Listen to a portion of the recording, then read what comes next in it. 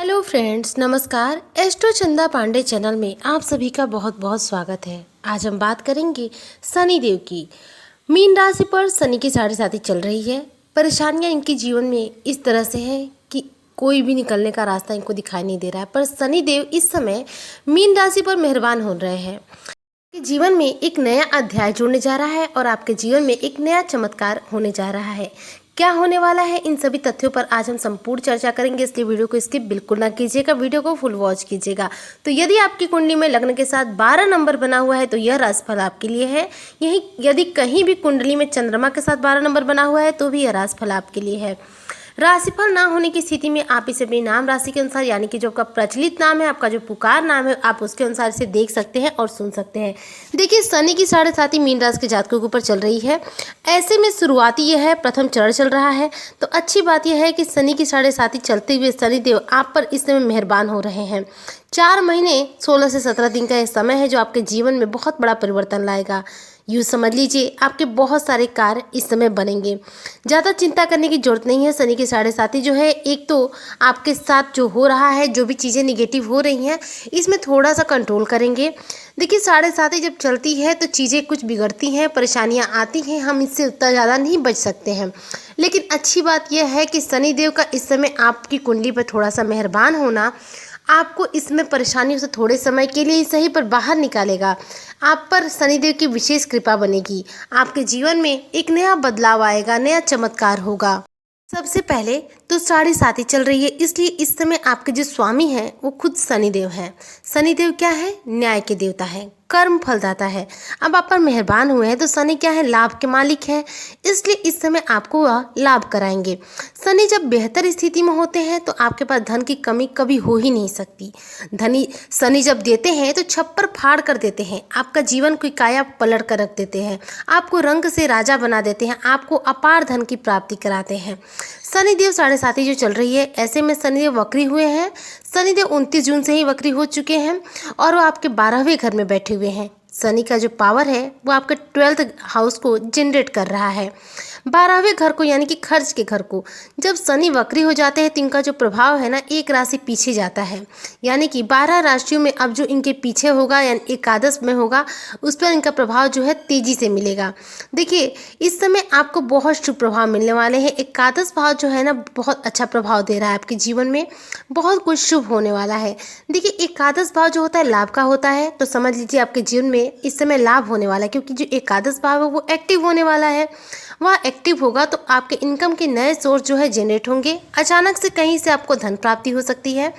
जीवन में अचानक से आपको कहीं ना कहीं किसी के हाथों पुराना जो धन था, जो कर्ज आपने दिया था, वो वापस मिल सकता है। इस तरह करके कहीं ना कहीं से आपको इस समय धन का लाभ होगा। शनि की साढ़े साथी की शुरुआत है। पिछले वर्ष जो आपके सपने पूरे नहीं हुए वो इस साल पूरे हो सकते हैं यदि आप प्रयासरत रहते हैं। देखिए, साढ़े साथी जो होता है श्राप नहीं होता है, एक वरदान होता है। साढ़े साथी जो होता है हमें हमारे जीवन का आईना दिखाने के लिए आता है।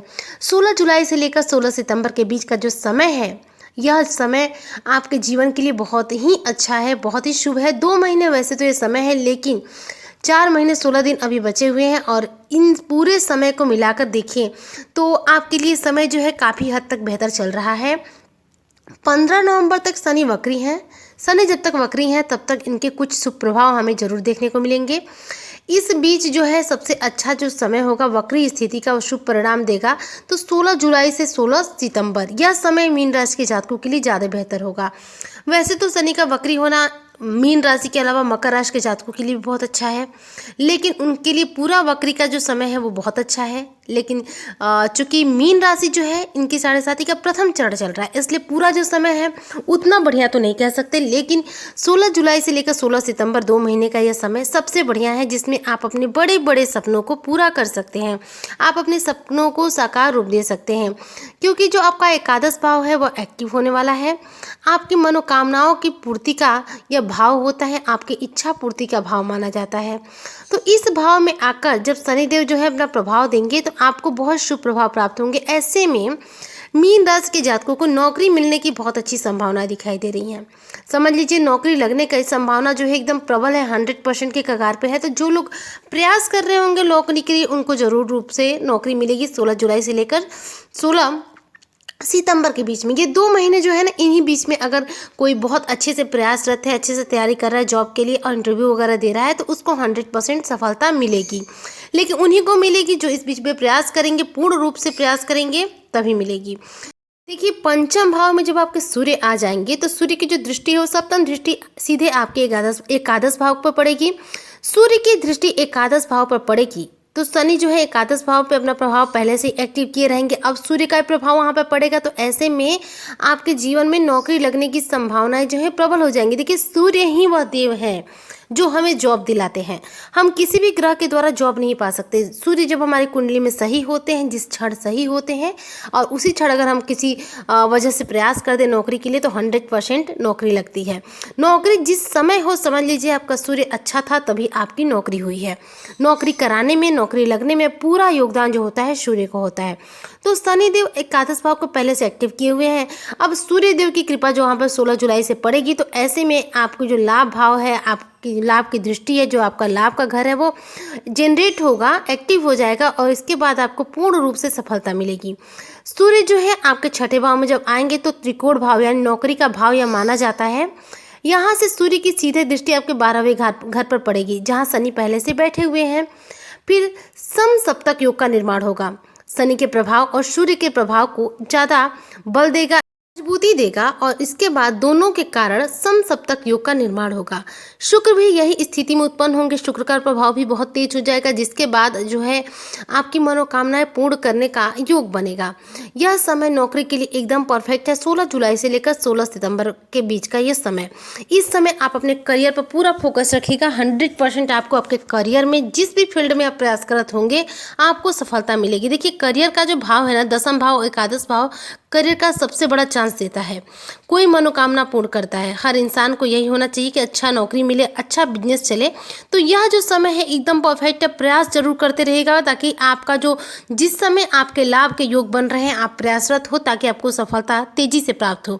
जो लोग कारोबारी हैं उनको कारोबार में तेजी से फायदा होगा। आप छोटा मोटा या फिर बड़ा कोई भी कारोबार करते हो बेनिफिट होना ही होना है।